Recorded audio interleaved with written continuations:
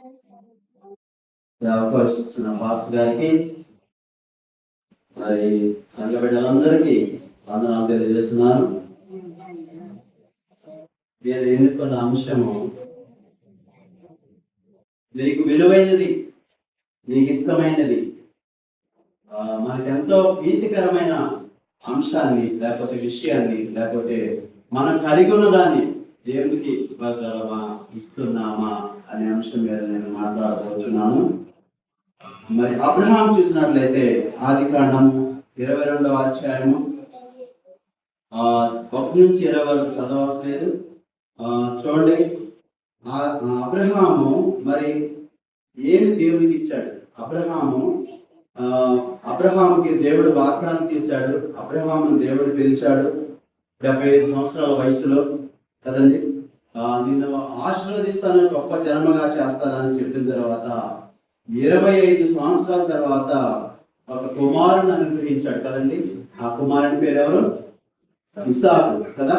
ఇస్సాకుని మరి అద్వితీయ కుమారునిగా, మరి ఏకైక కుమారునిగా అనుగ్రహించాడు. ఎందుకంటే లేక పుట్టాడు. 25 సంవత్సరాలకి దేవుడు వాగ్దానం చేసిన తర్వాత వాగ్దాన పుత్రుడిగా మరి 25 సంవత్సరాలకి ఇస్సాకు జన్మించినప్పుడు, మరి చిన్నపిల్లవాడిగా ఉన్నప్పుడు దేవుడు మరి చూడండి అబ్రహాంతో ఏమంటున్నాడు చూడండి. ఆ సంగతులు జరిగిన తర్వాత దేవుడు అబ్రహామును పరిశోధించను, అంటే అబ్రహాముకు పరీక్ష పెట్టాడు. ఎట్లనగా ఆయన అబ్రహామా అని పిలువగా అతడు చిత్తం ప్రభువాను. అప్పుడు ఆయన నీకు ఒక్కడైన నీ కుమారుని అనగా నీవు ప్రేమించి ఇస్సాకును తీసుకొని మోరియా దేశంలోకి వెళ్ళి అక్కడ నేను నీతో చెప్పబోవు పర్వతములో ఒకదాని మీద దహన బలిగా అతన్ని అర్పించమని చెప్పాను. చూడండి, ఇది వేదనకరమైన మాట కదండి. ఏకైక కుమారుడు, ఒక్కగానొక్క కుమారుడిని 25 సంవత్సరాలకు వృద్ధాప్యంలో జన్మించిన 100 సంవత్సరాల వయసులో జన్మించిన ఇస్సాకును మరి బలి అని దేవుడు చెప్పినప్పుడు, మరి చూడండి అబ్రహాము తన యొక్క భార్యకి చెప్పాడండి. చెప్పినట్టు ఎక్కడ ఉందా? తన భార్యకి చెప్పలేదు. భార్యకి చెప్పకుండా మరి పెద్దలక్కడ లేచి తన యొక్క 2 పరివారాలను తీసుకొని, ఒక గాడిదను తీసుకొని, కట్టెలు తీసుకొని, నిప్పులు తీసుకొని మరి 3 రోజులు ప్రయాణం చేసిన తర్వాత మీరు చూసినట్లయితే తన పనివారితో మీరు గాడిదతో ఏమన్నాడండి, ఆ యొక్క దేవుడు ఎక్కడైతే మరి బలి అర్పించమన్నాడో ఆ కొండ దగ్గరికి వెళ్ళినప్పుడు ఆ కొండ క్రిందనే చూడండి వారి పనివారితో మాట్లాడుతున్నారు, మీరు గాడిదతో ఇక్కడ ఉండండి, నేను నా చిన్నవాడును అక్కడికి వెళ్ళి దేవునికి మ్రొక్కి మరలా మీ వద్దకు వచ్చేదమని చెప్పి. చూడండి అబ్రహాంకి ఎంత విశ్వాసం. దేవుడు ఏం చెప్పాడు? నీ యొక్క కుమారుడిని నాకు బలిగా అర్పించు అని చెప్పాడు. కానీ అబ్రహాం తన యొక్క పనివారితో ఏం చెప్తున్నాడు? మీ 2 తర్వాత గాడిద ఇక్కడే ఉండండి, నేను నా కుమారుడు కొండ మీదకి వెళ్ళి దేవునికి మ్రొక్కి మేము ఇక్కడ మరలా వస్తాము అంటున్నాడు కదండి. అంటే దేవుడు విడిపిస్తాడనే నమ్మకము అబ్రహాంకు ఉంది కదండి. మరి చూడండి అప్పుడు ఆ యొక్క బలిపీఠం కట్టాడు అబ్రహాము. బలిపీఠం కట్టి కట్టెలు పెంచి ఇస్సాకును ఆ యొక్క కట్టెల మీద పడుకోబెట్టి కాళ్ళు చేతులు కట్టి కత్తి ఎత్తక ముందు ఏమన్నాడు ఇస్సాకు? తన తండ్రి అయిన అబ్రహాంతో నా తండ్రి అని పిలిచాను. అందుకు ఏమి నా కుమారుడు అన్నప్పుడు అప్పుడు నిప్పులు కట్టెలు ఉన్నవి కానీ మరి బలి అర్పించడానికి గొర్రెపిల్ల ఏది అని అడిగినప్పుడు ఏమంటాడంటే అబ్రహాము నా కుమారుడా, దేవుడే దహన బలి గొర్రెపిల్లను చూచుకుంటాడు అని విశ్వాస పలుకులు పలుకుతాడండి కదా అబ్రహాము. మరి ఆ విధంగా జరిగినప్పుడు మరి అబ్రహాము కత్తి ఎత్తినప్పుడు ఒక దేవదూత ప్రత్యక్షమై చూడండి యెహోవా దూత పరలోకము నుండి అబ్రహామానికి అతను పిలిచాడు. అందుకు అతడు చిత్తం ప్రభువా అన్నప్పుడు మరి ఆ చిన్నవారి మీద చేయి వేయకము కదండి అని చూడండి, ఒక్కడైనా నీ కుమారుని నాకీయ వినదీయలేదు కనుక నీవు దేవునికి భయపడేవాడు అని ఇందువల్ల నాకు తెలిసి ఉన్నది అంటున్నాడు కదండి. ఎందుకంటే తన యొక్క ఏకైక కుమారుడు దేవునికి బలిగా అర్పించడానికి కూడా అబ్రహాము వెనకాడలేదు కదండి. మరి తనకి ఇష్టమైన కుమారుడు, ఎంతో ప్రేమిస్తున్న కుమారుడు కదండి. మరి 25 సంవత్సరాలకు పుట్టిన కుమారుణ్ణి ఎంతగానో ప్రేమించుంటే కదా అబ్రహాం, ఎంతగానో ప్రేమించుంటాడు. మరి అలాంటి కుమారుని బలివ్వటానికి వెనుదీయలేదండి కదా. దేవుని కంటే ఎక్కువ ఏది కాదని గుర్తెరిగిన అబ్రహాము ఇస్సాకుని మరి బలిగా అర్పించడానికి వెనకాడలేదండి కదా. మరి ఇంకో విషయం చూసినట్లయితే న్యాయాధిపతులు ఇవ్వండి 11వ అధ్యాయము 29 నుంచి 31 వరకు చూడండి.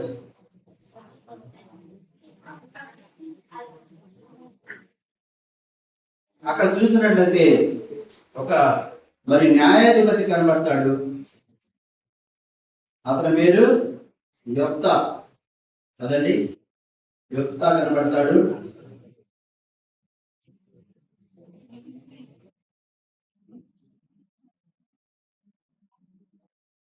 పదకొండవ అధ్యాయము గిలాదు వాడైన యొప్తా పరాక్రమ గల బలాఢ్యుడు, అతడు వేశ్య కుమారుడు అని మరి గిలాదు యొప్తాను కనెను. మరి యొప్తా యొక్క తండ్రి పేరేంటి? గిలాదు. ఆ యొక్క పట్టణం పేరేంటి? గిలాదు. ఈ గిలాదు మరి దేవుడు ఏర్పరచుకున్న న్యాయాధిపతి కదా. మరి న్యాయాధిపతుల తర్వాత ఎవరు వచ్చారండి? రాజులు కదా. రాజుల తర్వాత మరి ఆ న్యాయాధిపతులు మరి దేవుని యొక్క బిడ్డలను పరిపాలించేవారు, లేకపోతే దేవుని యొక్క బిడ్డల తరపున యుద్ధాలు చేసి వారి న్యాయం తీర్చేవారుగా ఉన్నారు ఈ న్యాయాధిపతులు. మరి ఇక్కడ చూసినట్లయితే చూడండి, అమ్మోనీయుల మీదకి మరి యుద్ధానికి వెళ్ళేటప్పుడు యొప్తా ఒక తీర్మానం చేసుకున్నాడు, ఒక మొక్కుబడి చేసుకున్నాడు. మొక్కుబడి చూడండి 30వ అధ్యాయం చూసినట్లయితే 30వ వచనం చూసినట్లయితే 11వ అధ్యాయం. అప్పుడు యొప్తా యెహోవాకు మొక్కుకొనెను, ఎట్లనగా నీవు నా చేతికి అమ్మోనీయులను నిశ్చయముగా అప్పగించిన యెడల నేను అమ్మోనీయుల యొక్క నుండి క్షేమముగా తిరిగి వచ్చినప్పుడు నన్ను ఎదుర్కొనుటకు నా ఇంటి ద్వారము నుండి బయలుదేరి వచ్చినదేదో అది యెహోవా ప్రతిష్ఠితమగునని మరియు దహనబలిగా దాన్ని అర్పించదనని మొక్కుతున్నాడు. చూడండి, మరి యొప్తా మొక్కుకుంది, లేకపోతే తీర్మానం చేసుకుంది, చాలా విచిత్రంగా ఉంటుంది. నేను మరి అమ్మోనీయుల మీదకి యుద్ధానికి వెళ్ళి ఆ విజయాన్ని పొందుకొని తిరిగి నా ఇంటికి వెళ్ళినప్పుడు నా ఇంటిలో నుంచి ఏదైతే ఎదురొస్తుందో, ఏదైతే నాకు ఎదురుగా వస్తుందో దానిని దేవునికి దహన బలిగా అర్పిస్తాను, దేవునికి ప్రతిష్ఠిత చేస్తానని యొప్తా మరి దేవుని సన్నిధిలో మొక్కుకున్నాడండి కదండి. మరి తర్వాత తన అమ్మోనీయుల మీద యుద్ధం చేసి గెలిచిన తర్వాత మరి ఇంటికి తిరిగి వస్తున్నాడు. అలాగే యొప్తా తన కూతురు ఉంది చూడండి, మెస్పాలో ఉన్న తన ఇంటికి వచ్చినప్పుడు అమ్మోనీయుల మీద మరి ఇశ్రాయేలీయుల నిలవకుండా అమ్మోనీయులు యొప్తా యుద్ధం చేసినప్పుడు వారు ఓడిపోతారు. అయితే యొప్తా మిస్పాలో ఉన్న తన ఇంటికి వచ్చినప్పుడు అతని కుమార్తె మరి తండ్రి యుద్ధం చేసి అమ్మోనీయుల మీద యుద్ధం చేసి విజయం సాధించాడు అని సంతోషంగా తంబులతోనూ చూడండి, తంబులతోనూ నాట్యముతోనూ బయలుదేరి అతను ఎదుర్కొనిను. ఆమె కాక అతనికి మగ సంతానమే గాని ఆడ సంతానమే గాని ఎవరూ లేరంట. చూడండి, యొప్తాకి ఒకే ఒక కూతురు, కుమారులు లేరు, ఇంకా కుమార్తె లేరు, ఒకే ఒక కుమార్తె. ఆ కుమార్తె తన తండ్రి విజయం సాధించాడు అమ్మోనీయుల మీద అని ఎంతో గొప్పగా మరి సంతోషంగా నాట్యముతోనూ తంబూరతోనూ తన తండ్రికి ఎదురు వస్తుంది ఇంట్లో నుంచి. మరి చూడండి, ఎదురు వచ్చినప్పుడు తండ్రి ఏం మొక్కున్నాడండి? నా ఇంటిలో నుంచి ఏదైతే నాకు ఎదురు వస్తుందో దానిని నేను దహన బలిగా అర్పిస్తానని మొక్కుతున్నప్పుడు చూడండి, ఒకసారి అతడు ఆమెను చూచి తన బట్టలు చింపుకొని, అయ్యో నా కుమారి, నీవు నన్ను బహుగా కృంగదీసింది, నీవు నన్ను తల్లడింప చేయవారిలో ఒకటివై ఉన్నావు అన్నాడు. ఎందుకంటే దేవునికి మొక్కుకున్నాడు, తన కూతురే ఎదురొస్తుందని తను విశ్వసించలేదు, అనుకోలేదు. మరి తను ఎంతో తల్లడింప చేసిందంట, తను ఎంతో బాధ పెట్టిందంట ఆ విషయం. ఎందుకంటే దేవునికి మొక్కుబడి చేసుకున్నాడు. చూడు మాట ఇచ్చున్నాడు కదా, ఆమె నా తండ్రి యెహోవాకు మాట ఇచ్చి ఉంటివా, నీ నీ నోటి నుండి బయలుదేరిన మాట చొప్పున నాకు చేయము. కుమార్తె కూడా చాలా గొప్పది కదండి. మాట ఇచ్చావా, అయితే నీ నోటి నుండి ఏ మాట అయితే వచ్చిందో ఆ మాట నీవు చేయమని అని చెప్తుందండి కదా. మరి ఆ విధంగా తన కుమార్తెను చూడు దేవుని కొరకు బలిగా ఇచ్చాడండి యొప్త కదా. మరి ఇక్కడ అబ్రహాం చూసినట్లయితే తన ఏకైక కుమారుడిని 25 సంవత్సరాల మరి 25 సంవత్సరాలకు దేవుడు అనుగ్రహించిన కుమారుడిని 100 సంవత్సరాల వయసు గల అబ్రహాముకి పుట్టిన కుమారుడిని ఇస్సాకుని బలిగా అర్పించాడు కదండి. మరి అలాగే యొప్త ఏకైక కుమార్తె, కుమారుడు లేరు ఇంకా, మరి ఒకే ఒక కుమార్తె, ఆ కుమార్తెను కూడా మరి బలిగా అర్పించినట్లు చూస్తున్నాం కదా.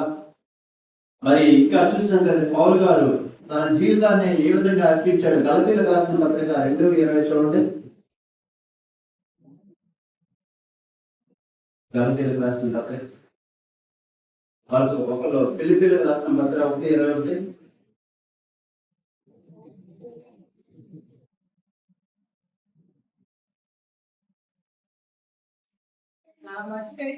నా మట్టుకైతే బ్రతుకుట క్రీస్తే, చావైతే లాభము. 2:20.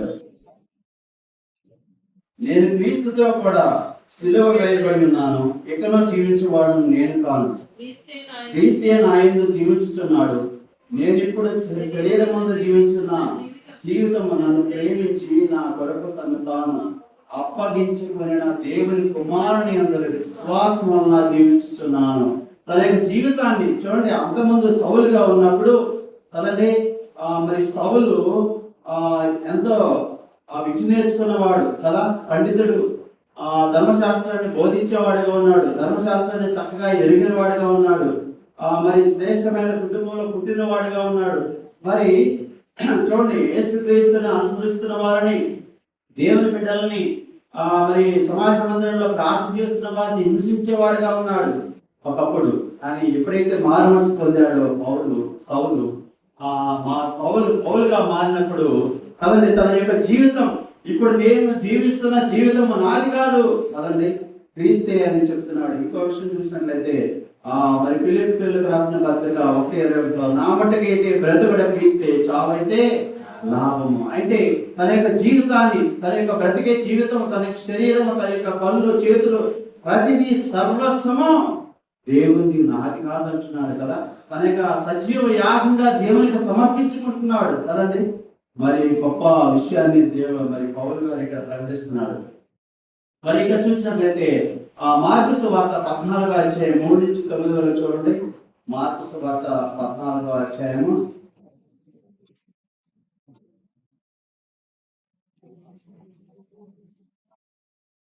ఇక్కడ చూసినట్లయితే ఒక స్త్రీ కనబడుతుంది. మరి ఆ స్త్రీ చూడండి 3వ వచనం, ఆయన వేతనీయుల కుష్ఠరోగి అయిన ఒక సీమోను ఇంట భోజనంలో కూర్చున్నప్పుడు ఒక స్త్రీ మిక్కిలి విలువ గల అచ్చ జటమాంసి అత్తర బుడ్డి తీసుకుని వచ్చి ఆ అత్తర బుడ్డి పగలగొట్టి ఆ అత్తరు ఆయన తల మీద పోసిన. అయితే కొందరు కోపపడి ఈ అత్తరు ఈలాగా నష్టపరచునేలా, ఈ అత్తరు 300 దేనారముల కంటే ఎక్కువ వెలకమ్మి పేదలకు ఇవ్వచ్చు కదా అని చెప్పి ఆమెను చూసి సందుకునేది. అందుకు యేసు ఈమె జోలికి పోబడి ఈమె ఎందుకు తొందర పెడుతున్నారు, ఈమె నా ఎడల మంచి కార్యం చేసిన, పేదలు ఎల్లప్పుడూ మీతోనే ఉన్నారు, మీకు ఇష్టమైనప్పుడల్లా పేరు చేయవచ్చును, నేను ఎల్లప్పుడూ మీతో ఉండను.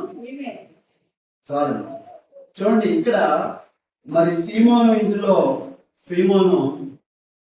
మరి యేసు ప్రభును భోజనానికి పిలిచినప్పుడు యేసు ప్రభు సీమోను ఇంట్లో ఉన్నాడని తెలుసుకొని కుష్ఠరోగి అయిన సీమోను ఇంట్లో కూర్చున్నప్పుడు యేసు ప్రభు వారు అక్కడ ఉన్నారని తెలుసుకొని ఎంతో విలువైన అచ్చ జటమాంసి అత్తరు అంటే ఆ రోజున చాలా విలువైంది అది. మరి విలువైంది దేవునికి సమర్పించింది కదండి. మరి విలువైంది దేవుని దగ్గర పగలగొట్టిందండి కదా. మరి విలువైన అత్తరుపుడిని ఆ యొక్క యేసు దగ్గర మరి పగలగొట్టి ఆయన తల మీద పోసింది. ఆయన అభిషేకించింది కదండి. తనకి విలువైంది మరి అత్తరు ఎంతో విలువైంది. ఆ విలువైన యొక్క మరి పనిముట్టుని ఆ యొక్క మరి సామగ్రిని దేవుడి దగ్గర తీసుకొని ఆ దేవుని సన్నిధిలో ఆమె సమర్పించిందండి కదా.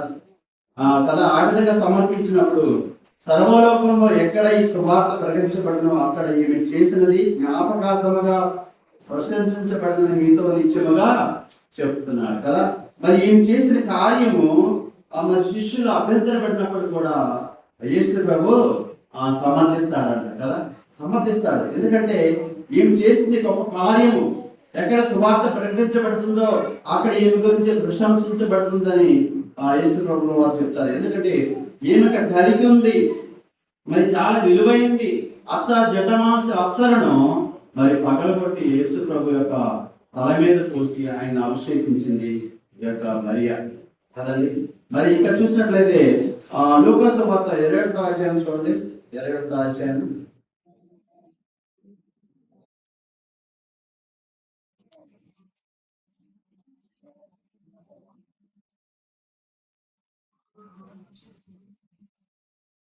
21వ అధ్యాయం 1 నుంచి యేసు ప్రభు సమాజ మందిరంలో ఉన్నప్పుడు మరి కానుకల పెట్టెలో వేయించిన ధనవంతులను చూశాడంట.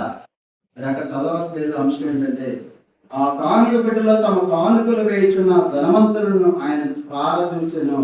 ఒక పేద విధవరాలు 2 కానుకలు అందులో వేయించుండగా చూచి ఈ పేద విధవరాలు అందరికంటే ఎక్కువ వేస్తున్నని మీతో నిజముగా చెప్పుచున్నాను. వారందరూ తమకు కలిగిన సమృద్ధిలో నుండి కానుకలు వేసిరు కానీ ఈమె తన లేవులో తనకు కలిగిన జీవనం అంతయు వేసినని మీతో వారితో చెప్పాను. చూడండి ఈ యొక్క ధనవంతులు ఏం చేస్తున్నారంట, కానుక పెట్టెలో అందరూ చూడాలి అని గొప్పగా మరి మూటలు తెచ్చివేస్తున్నారంట. కానీ యేసు ప్రభు అందరిని గమనిస్తున్నాడు. మరి ఇక్కడ వేద విధవరాలని చెప్పబడింది. ఈమెకి ఈ తన లేమిలో అంటే ఈమెకి ఏమి లేదు, అయినప్పటికీ కూడా తనకు కలిగిన జీవనం అంతయు అంటే ఈ జీవనము 1 రోజు 2 రోజులు ఈ యొక్క చూడండి 2 కాసులతో 2 రోజులు భోజనం చేయొచ్చు కదండి. అంతా మరి అదంతా పక్కన పెట్టి దేవుని కొరకు తనకు కలిగి ఉన్న 2 కాసుల్ని ఏం చేస్తుందంట ఆ కానుక పెట్టెలో మరి ఎంతో భక్తితో అందరూ చూస్తున్నారని భయము భక్తితో ఏం చేస్తుందంట కానుక పెట్టెలో వేస్తున్నాడు. మరి చూడండి ఈ ధనవంతులు అనేక మూటలు అనేక మరి డబ్బులు బంగారం తెచ్చి కానుక పెట్టెలో వేస్తున్నారు. మరి ఎంతో అందరూ చూడాలని గొప్పగా వేస్తున్నారు. వీరంతో ధనవంతులు, వీరికి ఎంతో ఇంకా ఉంది, ఉన్నప్పుడు ఉన్నదాల నుంచి దిగురు తీసుకొని వస్తున్నారు. ఈ యొక్క పేద విధవరాలు ఏం చేస్తుందంటే తన లేమిలో మరి తన జీవనం అంతయు వేస్తుందంట కదండి.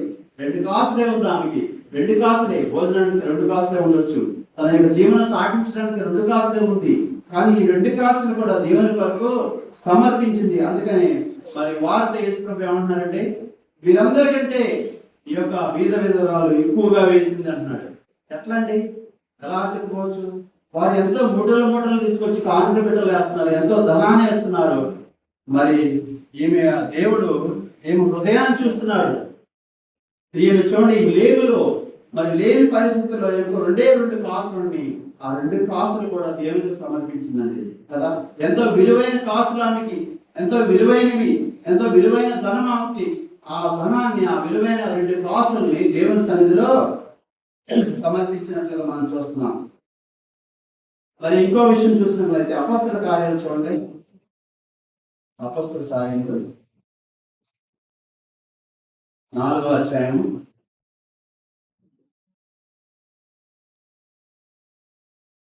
ఆనాడు ఆదిమ సంగమ వారు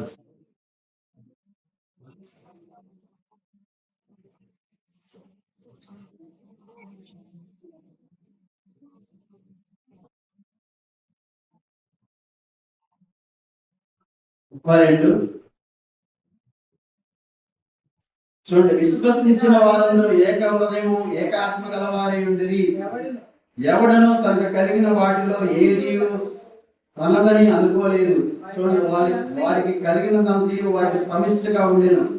చూడండి, ఇంకా చాలు. భూములైనను 34 భూములైనను ఇండ్లనైనను కలిగిన వారందరూ వాటిని అమ్మిన వాటికి వెల తెచ్చి అపొస్తలుల పాదం మీద పెట్టుచూ వచ్చిరి. వారి ప్రతి వానికి వాని అక్కర కొలది పంచిపెట్టేది కనుక వారిలో ఎవరికి కొదువు లేకపోయిన దేవుని స్తోత్రం. చూడండి, వీరికి ఉంది ఆ ఉన్న యొక్క చరాస్థిర ఆస్తులు, అంటే పొలం అంటే ఈ పొలం అంటే పొలం, ఇల్లు ఉంటే ఇల్లు, వారికి కలిగింది మొత్తం అమ్మేస్తున్నారు. అమ్మేసి ఏం చేస్తున్నారు? వారు ఉంచుకున్నారా? ఉంచుకోవట్లేదు. అపొస్తలుల పాదాల దగ్గర పెడుతున్నారు. ఎందుకంటే అపొస్తలులు పరిచయం చేయడానికి ముందుకు వస్తున్నారు. ఆ యొక్క సువార్త ప్రకటించడానికి భోజనం నిమిత్తమో ఆహార నిమిత్తమో మరి యొక్క వచ్చిన వారికి భోజనాల నిమిత్తమో లేకపోతే ప్రయాణం నిమిత్తమో ఖర్చుల నిమిత్తమో యొక్క ధనానంతా అపొస్తలుల పాదాల దగ్గర తీసుకొని పెట్టినప్పుడు వారికి పొలము ఇల్లు అన్ని అమ్మేసి అపొస్తలుల పాదాల దగ్గర పెట్టుతున్నారు. చూడండి, వారికి కలిగింది, వారికి విలువైన పొలాలు అమ్ముతున్నారు, వారికి విలువైన ఆస్తులు అమ్ముతున్నారు, వారికి విలువైన ఇల్లు అమ్మి దేవుని కొరకు వారు ఇస్తున్నారండి కదా, దేవుని కొరకు ఇస్తున్నారు. అలా ఇవ్వటం వల్ల వారికి ఏమి కొదువు లేదంట. ఎందుకంటే సువార్త ప్రకటించడానికి అపొస్తలులకు సహకరిస్తున్నారు. వారి యొక్క చరాస్తులు అమ్మి దేవుని సన్నిధికి తీసుకొస్తున్నారు.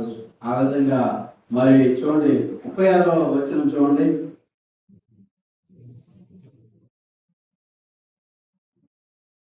చూడండి 37.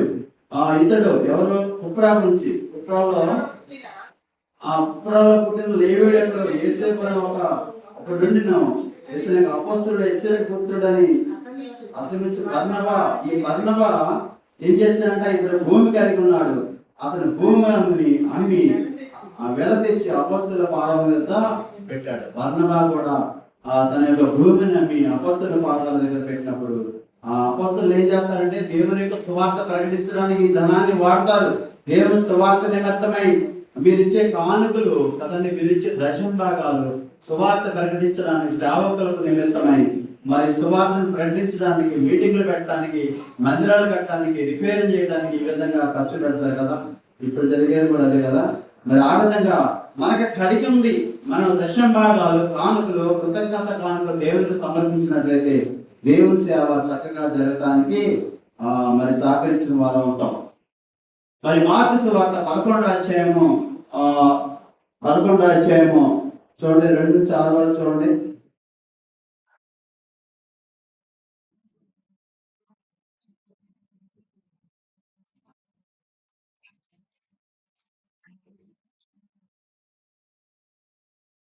మీ ఎదురున్న గ్రామములకు వెళ్ళుడి. అందులో మీరు ప్రవేశించగానే కట్టబడి ఉన్న ఒక గాడిద పిల్ల కనబడును. దాని మీద ఏ మనుష్యుడను ఎప్పుడునూ కూర్చునలేదు. దానిని విప్పి తోడుకొని రండి. ఎవడైనను మీరెందుకు ఇలాగు చేయించున్నాడని అడిగిన ఎడల అది ప్రభువునకు కావలసినదని చెప్పుడి. తక్షణమే అతడు దానిని తోడు పంపునని చెప్పి వారిని పంపాను. వారి వెళ్ళగా ఇంటి బయట కట్టబడి ఉన్న గాడిద పిల్ల ఒకటి వారికి కనబడిన. దాన్ని విప్పుచుండగా అక్కడ నిలిచిన వాళ్ళు కొందరు, మీరేమి చేయించున్నారు? గాడిద పిల్లని ఎందుకు విప్పుచున్నారని వారిని అడిగిరి. అందుకు శిష్యులు యేసు ఆజ్ఞాపించినట్ల వారితో చెప్పగా వారు పోనిచ్చిరి. చూడండి, దేవుని స్తోత్రం. చూడండి, ఎంతో ప్రేమతో పెంచుకుంటున్న వారు కలిగి ఉన్న గాడిద పిల్ల మరి యేసు ప్రభుకి ఇది కావాలి అని శిష్యులు చెప్పినప్పుడు యేసు ప్రభు ముందే చెప్తున్నాడు, ఒక ఇంటి దగ్గరికి వెళ్ళండి, అక్కడ కట్టబడిన గాడిద ఇంటి ముందు ఉంటుంది, దాన్ని యేసు నిమిత్తమై తీసుకురండి అని చెప్పినప్పుడు, ప్రభు కావాలని చెప్పినప్పుడు, వారు ఇస్తారని చెప్పినప్పుడు, చూడండి మీరు ఎందుకు విప్పుతున్నారు ఎందుకు అని అడిగినప్పుడు అందుకు శిష్యులు యేసు ఆజ్ఞాపించినట్టు వారు చెప్పినప్పుడు అది మరి వారికి ఇచ్చారంట. చూడండి, యేసు ప్రభు నిమిత్తమై కావాలన్నప్పుడు గాడిద పిల్లను చూడండి మరి దేవుని కొరకు ఇచ్చినట్లుగా మనం చూస్తున్నాం కదా. అది కూడా త్యాగం కదా. వారు ఒక్క మాట కూడా మాట్లాడినప్పుడు ఎందుకు అని కూడా అడగకుండా మరి గాడిద పిల్లను యేసు ప్రభు కొరకు వారు ఇచ్చినట్లుగా చూస్తున్నాం. మరి చూడండి, మనకి ఇష్టమైన దేవుడిచ్చిన సమయం ఎంతో విలువైనది కదా. దేవుడిచ్చిన సమయం 24 గంటలు మనకు దేవుడిచ్చాడు. ఆ దేవుడిచ్చిన సమయాన్ని మనం ఆ సమయాన్ని సద్వినియోగం చేసుకుంటున్నామా లేదా? దేవుడిచ్చిన సమయాన్ని మరి దేవుని సన్నిధిలో గడుపుతున్నామా లేదా కదా. మరి ఎంతో మంది భక్తులు అబ్రహాము, దావీదు, మరి మోషే, అలాగే యోబు, ఇస్సాకు, యాకోబు, అనేక మంది భక్తులు మరి దేవుడిచ్చిన సమయాన్ని దేవుని సన్నిధిలో గడిపారు, ప్రార్థనలో గడిపారు, దేవునికి మొరపెట్టేవారుగా ఉన్నారు కదా అనేక భక్తులు. మరి దావీదు చూసినట్లయితే 142వ కీర్తన చూడండి, 42:1 ఆఖరిలో మరి దేవుని సన్నిధికి నేను ఎప్పుడు వచ్చేదను, ఆయన సన్నిధిని నేను ఎప్పుడు కనబడిదను అని మరి దావీదు మాట్లాడుతున్నాడు. అంటే దేవుని సన్నిధికి వెళ్ళాలి, ఆతృత కలిగి ఉన్నాడు. దేవుని సన్నిధిలో ఎప్పుడు నేను కనపడాలి, దేవుడి ఇచ్చిన సమయాన్ని మరి దేవుని సన్నిధిలో నేను ఎప్పుడు గడపాలి అని ఆతృత కలిగి దేవుని సన్నిధిలో ప్రార్థించేవాడుగా ఉన్నాడు. అందరి బట్టి దేవునికి దావీదు ఎన్నిసార్లు దేవుని స్తుతించేవాడుగా ఉన్నాడు? రోజుకి 7 సార్లు కదండి. 7 సార్లు దేవుని స్తుతించడం అంటే ఎంత గొప్ప విషయం కదా. ఎంతో సమయాన్ని దేవుడు దావీదుకి ఇచ్చిన సమయాన్ని ఎంతగానో మరి దేవుని సన్నిధిలో గడిపినట్లు చూస్తున్నాడు. 7 సార్లు రోజుకు దేవుని సన్నిధిలో గడిపినట్లుగా మరి దావీదు పరిశుద్ధ గ్రంథంలో రాయబడి ఉంది. మరి ఆ విధంగా మరి చూడండి, పౌలు గారు కూడా మాట్లాడుతున్నారు. ఎఫెసీయులకు రాసిన పత్రిక 5వ అధ్యాయం 16, 15, 16 ఒకసారి చదవండి, ముగిస్తాను.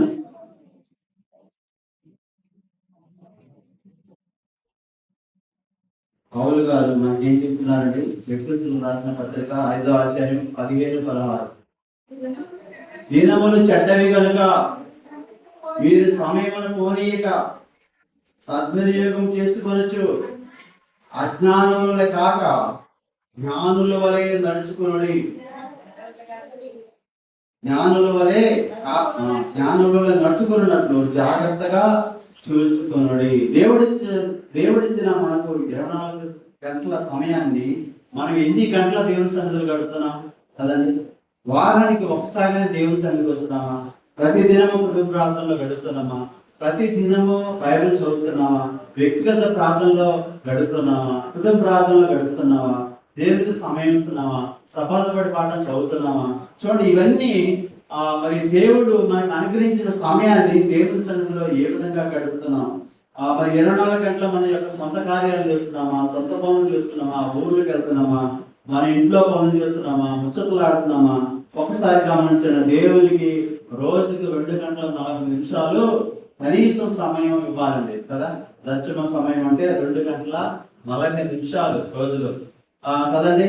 మరి ఆ విధంగా దేవుని సన్నిధికి వచ్చేవారుగా ఉండాలి. వారం, శుక్రవారం, శనివారం దేవుని సన్నిధిలో గడిపేవారుగా ఉండాలి. మరి దానియేలు చూసినట్లయితే రోజుకి ఎన్నిసార్లు ప్రార్థన చేశాడండి? 3 సార్లు కదా. మరి క్లిష్ట సమయంలో కూడా, అనుకూల సమయంలో కాకుండా అనుకూల సమయంలో, అననుకూల సమయంలో కూడా మరి దానియేలు రోజుకు 3 మార్లు ప్రార్థన చేసినట్లుగా మనం చూస్తున్నాం. రోజుకు 3 మార్లు తన యొక్క మేడ గదిలోకి వెళ్ళి కిటికీ యెరూషలేము వైపు తీసి మరి దేవునికి మొరపెట్టేవాడు. ఎక్కువ సమయం మోకాళ్ళ మీద ప్రార్థన చేసేవాడు కదా. దేవుడు మరి దానియేలుకి ఇచ్చిన సమయాన్ని హృదయపరచలేదు కదా. మరి ఒక ప్రధానమంత్రిగా ఉన్నప్పుడు కూడా, అధిపతులుగా ఉన్నప్పుడు కూడా, మరి చూడండి పరాయి దేశంలో ఉన్నప్పుడు కూడా ప్రార్థన చేయడంలో వెనకాడకుండా ఉన్నాడు. దేవునికి సమయాన్ని ఎక్కువగా ఇచ్చేవాడుగా ఉన్నాడు. దావీదు ఆ విధంగా ఇచ్చాడు, దానియేలు కూడా ఆ విధంగా ఇచ్చాడు కదా. మరి దావీదు రోజుకి 7 సార్లు దేవుని స్తుతించాడు. మరి దానియేలు రోజుకి 3 సార్లు దేవునికి ప్రార్థన చేసినట్టుగా మనం చూస్తున్నాం కదా. ఎక్కువ సార్లు ప్రార్థన చేసినట్టుగా, ఎక్కువ సమయం ప్రార్థనలో గడిపినట్టుగా ఉన్నాడు కదా. మరి ఆ విధంగా యేసు ప్రభువుల వారు కూడా ఈ లోకంలో ఉన్నప్పుడు మనకు మాదిరి చూపించడానికి కందరకడ లేచి ప్రార్థనలో గడిపేవాడు కదా. కొండకి వెళ్ళేవాడంట, ఏదైనా మరి గెసగని తోటకి వెళ్ళి, లేకపోతే అనేక చోట్లకి వెళ్ళి పగలంతా సువార్త ప్రకటించి రోగులను స్వస్థపరిచి తన యొక్క సమయాన్ని కదా 24 గంటల సమయాన్ని సద్వినియోగం చేసినట్లు ఉంది. యేసుప్రభు ఎక్కడ నిద్రపోయినట్టు ఉందండి? 24 గంటలు మన దేవుడు ఇచ్చిన సమయాన్ని మనకు మాదిరి చూపించడానికి ఆయనకి అవసరం లేదు కదా. ఆయనకి అంత ప్రార్థన అవసరం లేదు. మరి ఎందుకంటే మనకు మాదిరి చూపించడానికి ఆ సమయాన్ని ఎలాగా వ్యర్థపరచకుండా దేవుని సన్నిధిలో గడపాలో ఆ విధంగా చూపించడానికి యేసుప్రభు వారు ఈ లోకంలో ఉన్నప్పుడు మనకు మాదిరి చూపించినట్టు మనం చూస్తున్నాం. మరి చూడండి, ఇక్కడ మార్తా మరియా గురించి మనం తెలుసుకున్నాం కదా ఈ రోజు పాఠంలో. మార్తా యేసుప్రభు వారి ఇంటికి వచ్చినప్పుడు మార్తా మరియా లాజరు, ఆ గృహం ఎంతో యేసుప్రభు ప్రేమించే గృహం కదా. మరి ఆ గృహానికి యేసుప్రభు వారు భోజనానికి వచ్చినప్పుడు మార్తా భోజనం సిద్ధపరుస్తుంది. అది తప్పేం కాదు, కానీ మొట్టమొదటిగా ఏం చేయాలి? దేవుని వాక్యాన్ని వినాలి కదా. దేవునికి ప్రథమ స్థానం ఇవ్వాలి. దేవుడు నీకు ఇచ్చిన సమయాన్ని దేవుని సన్నిధిలో గడపాలి. దేవుడు నీకు ఇచ్చిన సమయాన్ని దేవునికి ఇవ్వాలి. మరి మరియా ఉత్తమమైనది ఏంటి? దేవుని సన్నిధిలో కూర్చోవటం. ఉత్తమమైనది ఏంటి? దేవుని సన్నిధిలో ప్రార్థన చేయటం. ఉత్తమమైనది ఏంటి? దేవుని సన్నిధిలో మోకరించడం కదా. మరి యేసు ప్రభు చెప్పే మాటలు మరి వింటుందంట. యేసు పాదాల దగ్గర మరియా కూర్చొని ఆయన సన్నిధిలో గడుపుతుందంట కదా. ఉత్తమమైనది అని దేవుడే చెప్తాడు కదా. మరియా ఉత్తమమైనది ఏర్పరచుకుంది, అది ఆమె యొద్ద నుండి తీసివేయబడదు అని యేసు ప్రభు వారికి చెప్తున్నారు కదా. దేవుని సన్నిధిలో గడపడం కదా. దేవుడు ఇచ్చిన సమయాన్ని ఆయన సన్నిధిలో గడపడం, ప్రార్థన చేయటం, దేవుని సన్నిధిలో ఉండటం, దేవుని సన్నిధిలో కీర్తన పాడటం, వాక్యాన్ని వినటం ఎంతో ఉత్తమమైనది కదా. ఉత్తమమైన దాన్ని మరి మరియా ఎంచుకుంది. అలాగే మనకి ఇచ్చిన సమయాన్ని అనేక మంది భక్తులు ఏ విధంగా వారి యొక్క సమయాన్ని సద్వినియోగం చేసుకున్నారో మనం కూడా దేవుని సన్నిధిలో ప్రతి వారము దేవుని సన్నిధిలో కూర్చోవాలి. ప్రతి దినము హృదయ ప్రార్థనలో కూర్చోవాలి. ప్రతి దినం వ్యక్తిగత ప్రార్థన చేయాలి. ఆ విధంగా చేసినట్లయితే దేవుడు మన కుటుంబాలను దీవించి